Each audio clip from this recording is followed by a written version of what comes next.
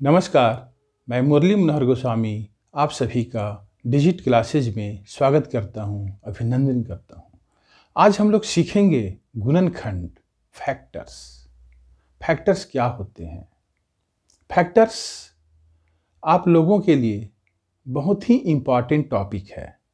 चाहे आप 6 क्लास में पढ़ते हो, 7 में पढ़ते हो, 8 में पढ़ते हो, 9 में पढ़ते हो, 10 में पढ़ते हो, यहाँ तक कि ऊपर के क्लासेज में भी पढ़ते हो, हर जगह फैक्टर्स का उपयोग होता है। आप लोग केवल वीडियो को पूरा देखें, मैं विश्वास दिलाता हूँ कि आप लोगों को मैं फैक्टर्स इस तरीके से समझाऊंगा कि आप जिंदगी भर नहीं भूल पाएंगे। तो चलें हम लोग शुरू करते हैं फैक्टर्स। जैसे हम लोग एक एग्जाम्पल लेते हैं, एक छोटा सा एग्जाम्पल, जैसे 10। 10 किस किस संख्या से पूर्णतः विभाजित होता है? 10 1 से पूर्णतः विभाजित होता है, 2 से पूर्णतः विभाजित होता है, 3 से, 3 का पहाड़ा में 10 नहीं आता है, 3 से 10 पूर्णतः विभाजित नहीं होता है, 4 से भी पूर्ण रूप से 10 नहीं कटता है, लेकिन 5 से 10 पूर्ण रूप से कटता है, 5 दूना 10। 6 से भी 10 पूर्ण रूप से नहीं कटता है, 7 से भी नहीं कटता है, 8 से भी नहीं कटता है, 9 से भी नहीं कटता है, लेकिन 10 से पूर्ण रूप से कट जाता है। तो इस प्रकार हम कहेंगे कि 1, 2, 5 और 10 इस संख्या का गुणनखंड है। गुणनखंड का एक प्रश्न मैं हल करता हूं, जिसे देखकर आप अच्छे से समझेंगे। 45 के सभी गुणनखंडों को लिखिए। इसके लिए आपको करना क्या होगा? ये देखना होगा कि 45 किन किन संख्याओं से पूर्ण रूप से कट जाता है। जैसे सबसे पहले मैं 1 से इसे भाग देता हूं।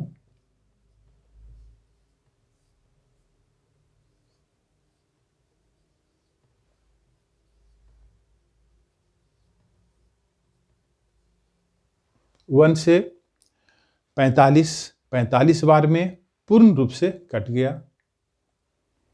45 2 से नहीं कटेगा, लेकिन 3 से कट जाएंगे।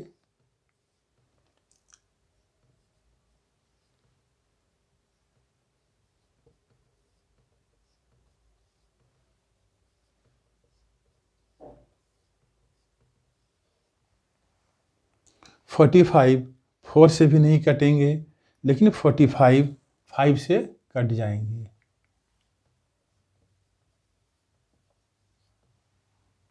5 से 45 5 से 9 बार में कट जाएगा। 5 9 45। 45 6 से नहीं कटेगा, 7 से नहीं कटेगा, 8 से नहीं कटेगा, 9 से कट जाएंगे।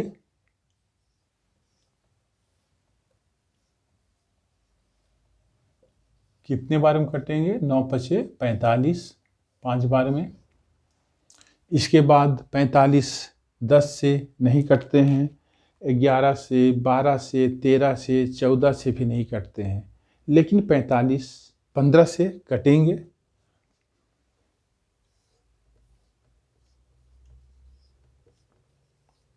15 तिया 45 कटेगा।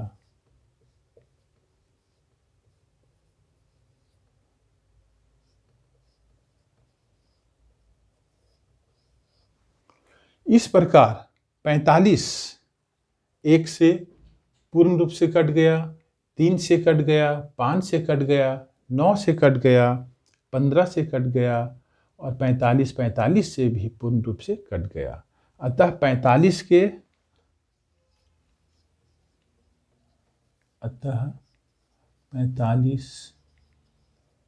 के वांछित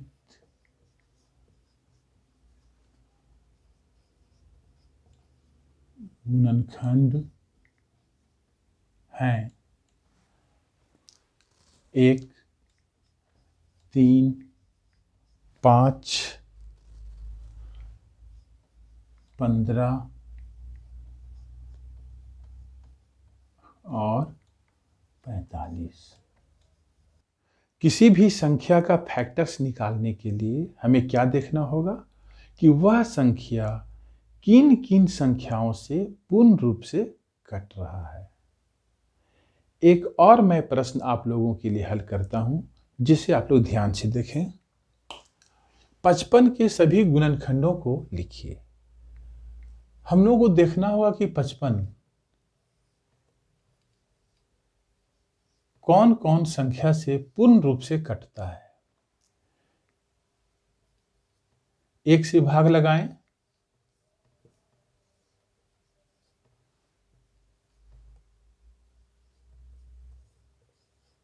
1 से 55 कट गया। 1 के बाद 2 से 3 से नहीं कटेंगे। यदि किसी भी संख्या के अंत में 5 हो तो निश्चित रूप से वह संख्या 5 से कटेगा। तो यहां पर भी हम लोग 5 से इसे भाग देंगे और 5 से यह निश्चित रूप से कट ही जाएंगे।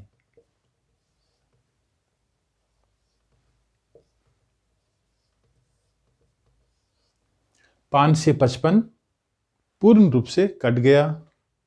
इसके बाद 55 कटते हैं 11 से। 11 पचे 55। इसके बाद 55 कटेंगे 55 से।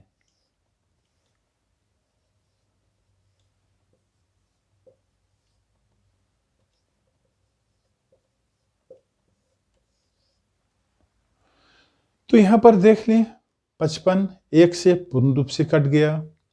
नीचे अवशेष 0 बच रहे हैं। 55 5 से भी पूर्ण रूप से कट गया। 55 11 से भी पूर्ण रूप से कट गया। 55 55 से भी पूर्ण रूप से कट गया। इस प्रकार हम कह सकते हैं कि 1, 5, 11 और 55 के वांछित गुणनखंड हैं।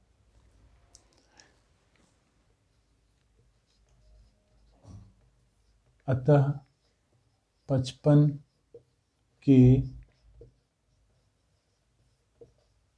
वांछित गुणनखंड हैं 1, 5, 11 तथा 55। यह आंसर हो गया। आप लोग गुणनखंड को बहुत अच्छे ढंग से समझ गए होंगे। इस प्रकार हम लोग गुणनखंड का परिभाषा इस प्रकार लिख सकते हैं। वे सभी संख्याएं जो एक दिए हुए संख्या को पूर्णतः विभाजित करते हैं उस संख्या का गुणनखंड कहलाते हैं। जैसे 10 के गुणनखंड हैं 1, 2, 5 तथा 10। गुणनखंड से संबंधित कुछ मुख्य बिंदु हैं जो आप लोगों को याद रहना चाहिए। जैसे एक प्रत्येक संख्या का गुणनखंड होता है। एक एग्जाम्पल मैं गुणनखंड के लेता हूं। जैसे 10 के गुणनखंड 1, 2, 5 और 10 होते हैं। ठीक है। अब इसे तुलना करके देखें। एक प्रत्येक संख्या का गुणनखंड होता है। 10 के गुणनखंड में देखिए 1 शामिल है। 1 हमेशा सभी संख्याओं का गुणनखंड होगा। दूसरा बिंदु, प्रत्येक संख्या स्वयं का गुणनखंड होता है। कोई भी संख्या स्वयं का गुणनखंड होता है। जैसे 10 का गुणनखंड जब मैं लिखा तो 1, 2, 5 और 10 है। तो यहां पर देखिए 10 का गुणनखंड 10 है। तो यह संख्या स्वयं का गुणनखंड है। बिंदु 3, किसी संख्या का गुणनखंड हमेशा प्राकृत संख्या होता है। देख ले, 10 के गुणनखंड जो आए हैं 1, 2, 5 और 10, यह कौन सी संख्या है? यह प्राकृत संख्या है। तो किसी भी संख्या के गुणनखंड हमेशा प्राकृत संख्या होते हैं। बिंदु 4, किसी संख्या का गुणनखंड हमेशा उस संख्या से कम या बराबर होता है। यहां देखिए 10 के गुणनखंड जो भी हैं 10 से कम है या बराबर है। जैसे 1, 2 और 5 10 से कम है, और 10 का एक गुणनखंड 10 भी है जो कि इस संख्या के बराबर है। इसलिए किसी भी संख्या का गुणनखंड उससे छोटा या उसके बराबर होगा। 5वां बिंदु, किसी संख्या के गुणनखंडों की संख्या सीमित होती है।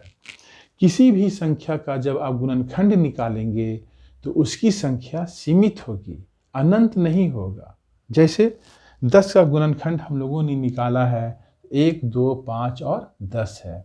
इसके अलावा 5वां गुणनखंड 10 का नहीं हो सकता है। अतः हम कह सकते हैं कि किसी भी संख्या का गुणनखंड सीमित होता है। मैं आशा करता हूं कि आप लोगों को आज का वीडियो बहुत पसंद आया होगा। आप लोग गुणनखंड को बहुत अच्छे ढंग से समझ गए होंगे। आप सभी दोस्तों एवं छात्र छात्राओं को वीडियो देखने के लिए मैनी थैंक्स। जय हिंद।